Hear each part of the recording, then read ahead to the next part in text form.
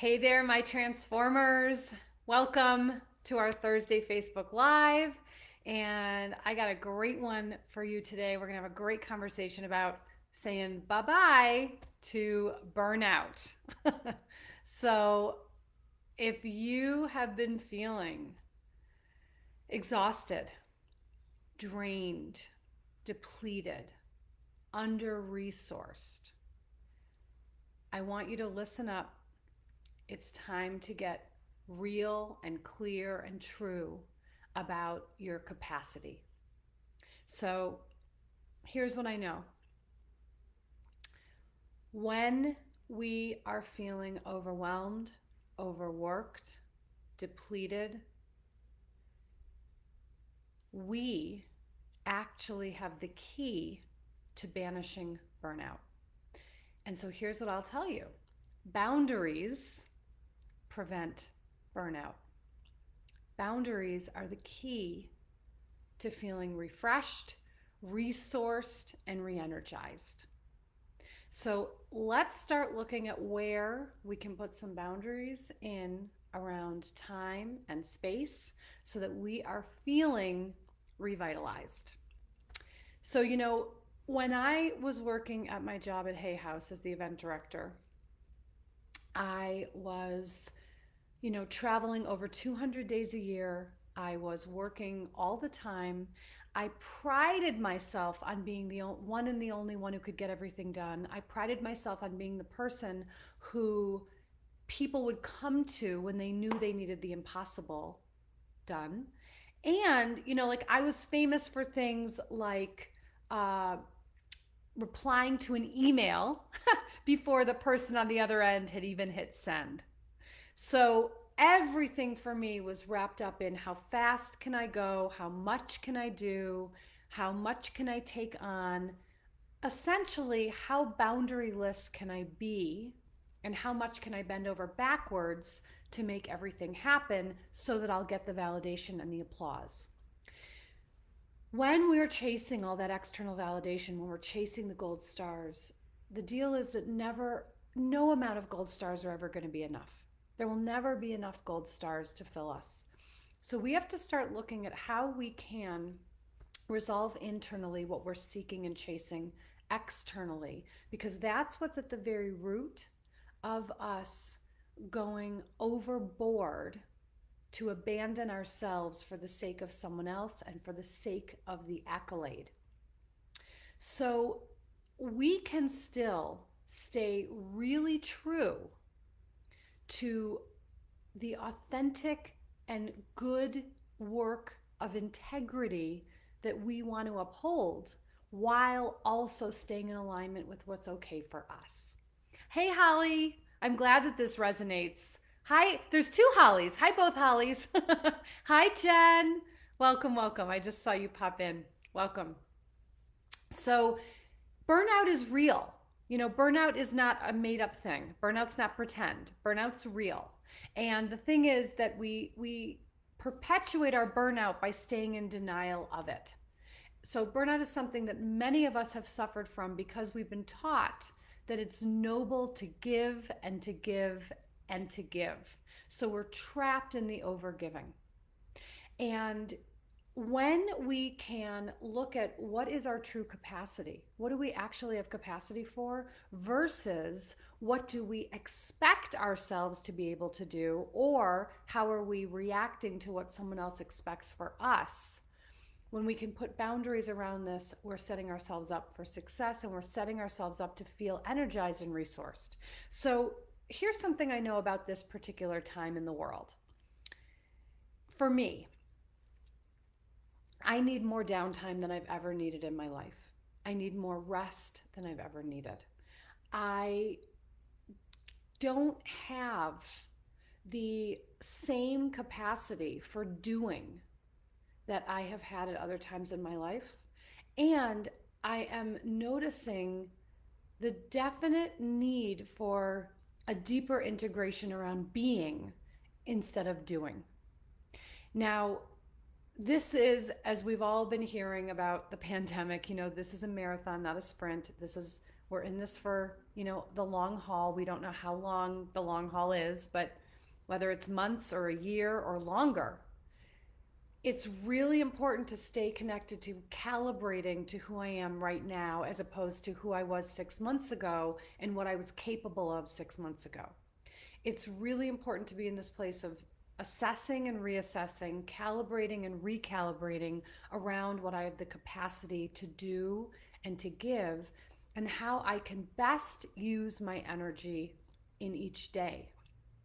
So, it comes back to one of the foundational, fundamental tenets of the boundary, of my boundary book, of my boundary coaching, which is self-locating, which is about coming back into contact with yourself so that you are able to see, what are the self-nourishing practices I'm engaging in?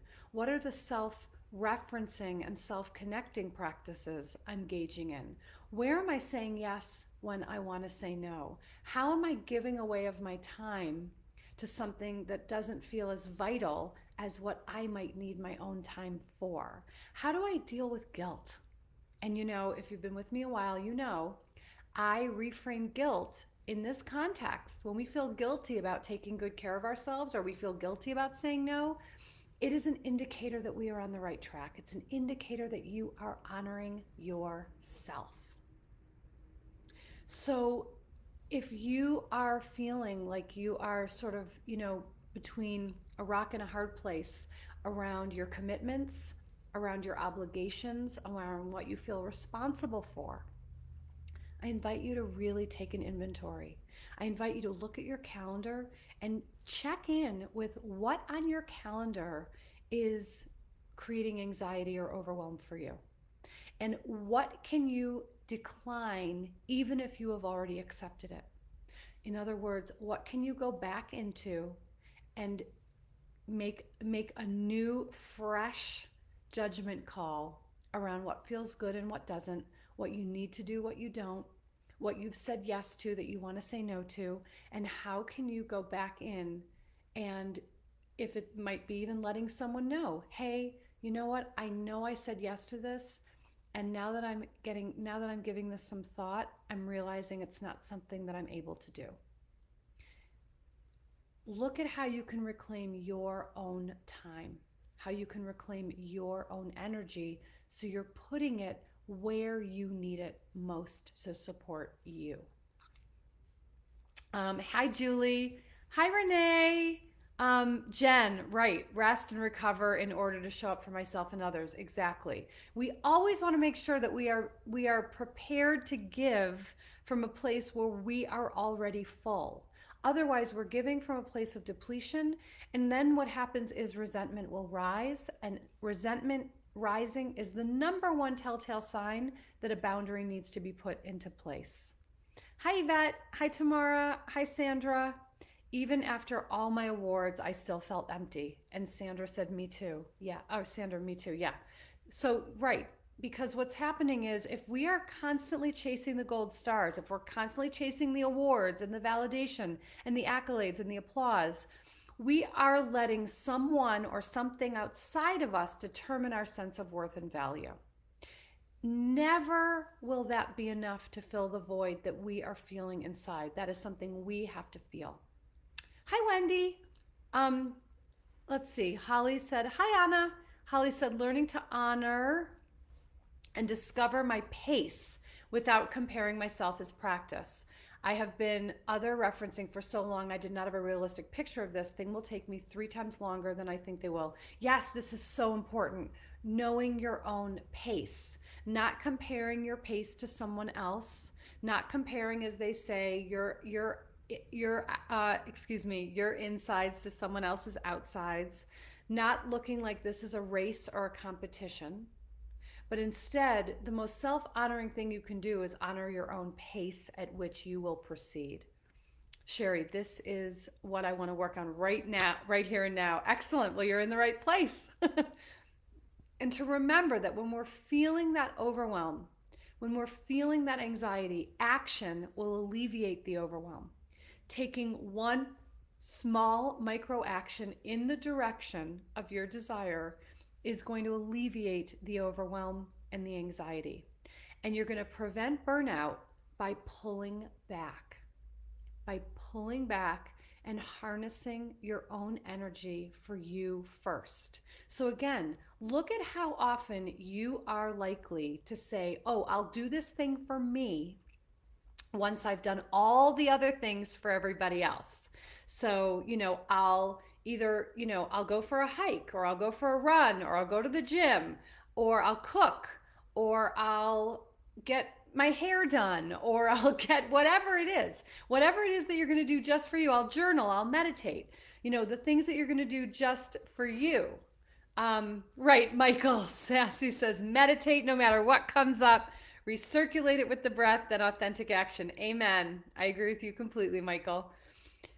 But how often are you putting off what you need to do for you in order to do for someone else?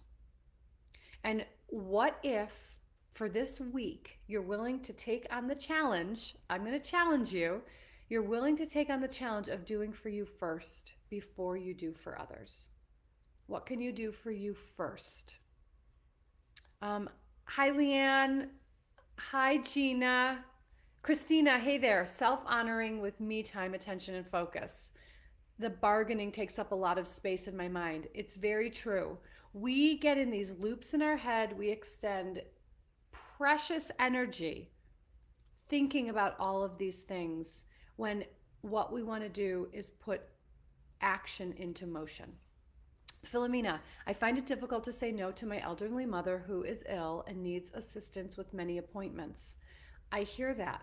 And so first, it's if you're not going to say no, if you're going to say yes, how do you say yes with grace and with knowing that it's something you're choosing to do so that the resentment doesn't build? How do you actually get into the mindset of, I'm choosing to be there for my mother during this time, instead of this is something I have to do? And also recognize that you can create boundaries around particular parts of the day when you're going to be available.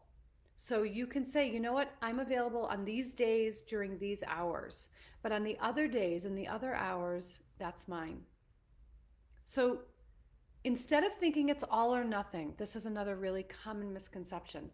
Instead of thinking it's all or nothing, think about what's the small place where you can put a boundary in place. Wendy, by listening to my body the past 3 months and sleeping more than 14 hours a day, I've lost an extra 10 kilograms. Talking about self-care and doing it, this is fabulous, Wendy. This is fabulous. And it is about paying attention and listening. Paying attention and listening to your body, listening to what you need instead of trying to keep pushing it forward. Julie, you're so cute. There's no late because you can always watch the replay. I'm sorry you had car trouble though. So when we're looking at burnout, burnout gets prevented by getting really crystal clear about what you will or will not do, what you will or will not tolerate, and what you will or will not accept.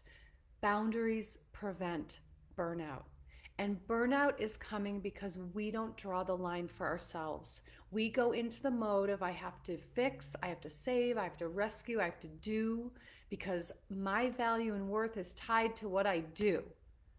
So if you are willing to separate out, if you're willing to separate out what you do, achieve, and produce from your sense of value, your sense of worth, it will change everything. Yvette said, I found that sometimes I can delegate and ask others to fill in so that I don't always feel like it has to be me doing everything. Well, that is fabulous. Delegation is a key component here. So if you have people you can delegate to and you feel good about that, go for it. Star, it seems I'm always caught up in homeschooling and doing for my children. I find it hard to focus on me.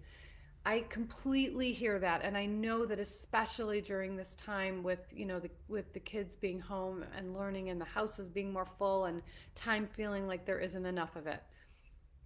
And I still know that there are ways that you can create for yourself, even if it is 10 minutes that you can find for yourself to give yourself the attention that you need.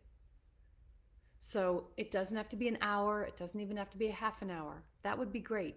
But if that isn't a reality, if that isn't a possibility right now, take what it intentionally take the time that you know you can take. Again, 10 minutes will make a difference. Christina, sometimes I think taking care of myself is avoiding the hard stuff. Right. And Christina, because I know you, I would also say that taking care of yourself puts you in the position to be with the hard stuff because it's putting you in the position of being still, slowing down, being in the silence of what is.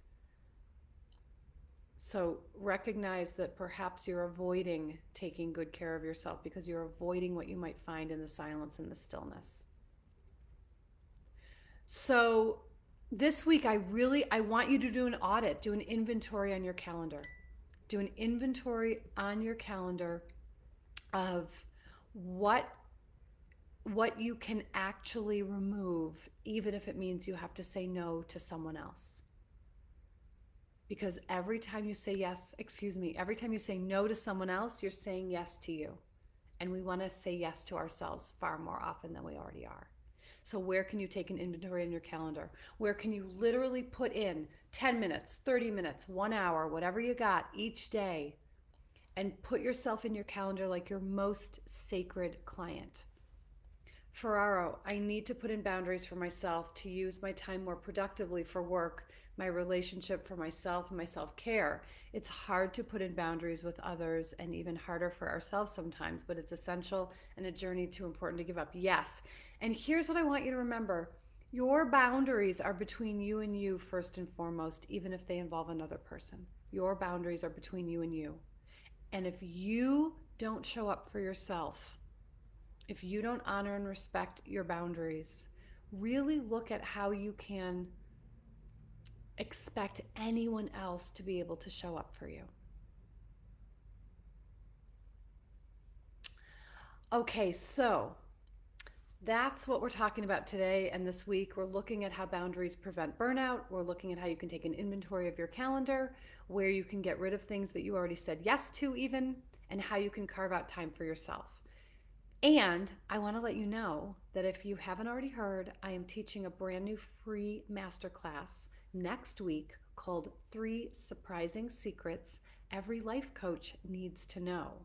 But here's the other secret. Even if you're not a life coach, and even if you don't even want to be a life coach, I want you to tune in and join me because I'm actually sharing with you the secrets that life coaches know that make our lives better, and you're going to be able to integrate these surprising secrets to make your own life better. So whether you want to be a coach or not, whether you want to use these skills to enhance your relationships or your current career, I invite you to tune in. It's nancylevin.com/masterclass. And I'll pop it right here in the comments. nancylevin.com/masterclass. Hi, Mooney. Nice to see you here, honey. Hope you're well. Julie, how do you manage boundaries with a person who punishes such resistance? So here's the thing. Your boundaries are not resistance. Your boundaries are self-honoring. And if you are in relationship with someone who is punishing you, it is not a relationship. I really want you to hear me on this. I've been where you are. My ex-husband was a narcissist. My ex-husband was a punisher, and I lived through it for 18 years. I know what you're talking about. It's not a relationship. If you are in a relationship with someone who is punishing you for what's true for you, there is more to look at here than simply setting boundaries. So this is a bigger conversation, Julie, that I'm happy to have with you. If it's something that you want to reach out around about coaching around.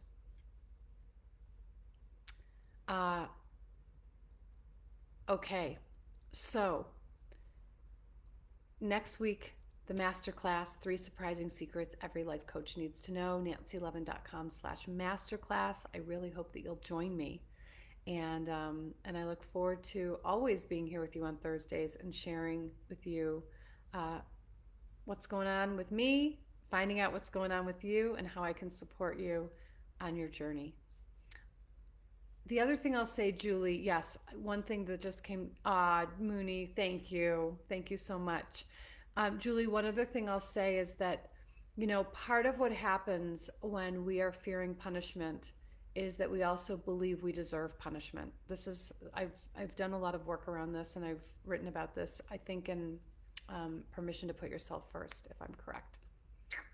Um, when we tolerate punishment, it also means we think we deserve punishment.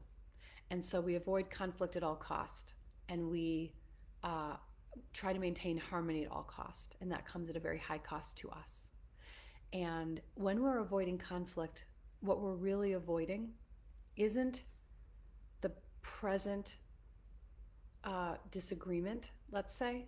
What we're really doing when we're avoiding conflict is avoiding looking at what's beneath the conflict. Because if we're fearing conflict that much, what we're really fearing is that the relationship itself isn't strong enough to hold us. And so I know that that's a lot, Julie, and I hope that that's helpful for you. Um, all right. Thank you, everybody who tuned in today. I see Tony said I have to replay this. Well, the good news is it's here for the replay. I hope you'll join me next week for my masterclass, and I'll see you back here next week in our Facebook Live. Take care.